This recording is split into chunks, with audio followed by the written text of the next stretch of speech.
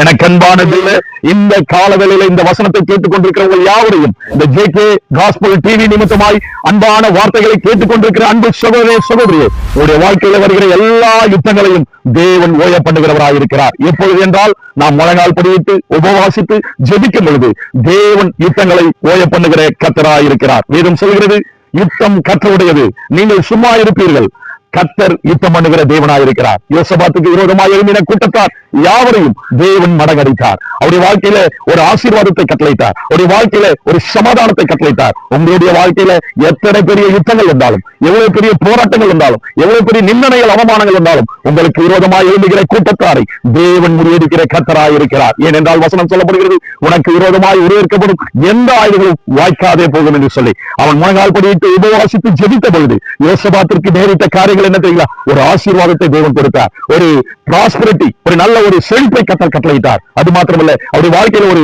சமாதானத்தை, பீஸ்ஃபுல்லான வாழ்க்கையை கர்த்தர் கட்டளையிட்டார். ஃபர்ஸ்ட்ல பார்க்கிறோம் 1ஆம் வசனத்துல அநேக ப்ராப்ளம் என்று சொல்லும்போது யுத்தங்கள். இரண்டாவதாக பார்க்கிறோம், அவனுக்கு முழங்கால் படியிட்டு ஜெபித்த போது யுத்தங்களை ஓய பண்ணினார். யுத்தங்களை ஓய பண்ணுகிற நம்முடைய ஆண்டவராகிய இயேசு கிறிஸ்து. அதே போல நம்ம அதிகாலையில, அந்த 14ஆம் வசனம் சொல்லப்பட்டிருக்கிறது, அதிகாலையில எழுந்து அவன் ஜெபித்தான் என்று பார்க்கிறோம். ஆண்டவருக்காக நம்ம ஒப்பு கொடுக்கும் பொழுது, அதிகாலையில எழுந்து ஜெபிக்கும் பொழுது, அது மாத்திரமல்லங்க, கர்த்தராகிய ஆண்டவர் அவர்கள் மத்தியிலே வந்து இறங்கி ஒரு அற்புதத்தை செய்கிற தேவனாக இருக்கிறார். Power of God.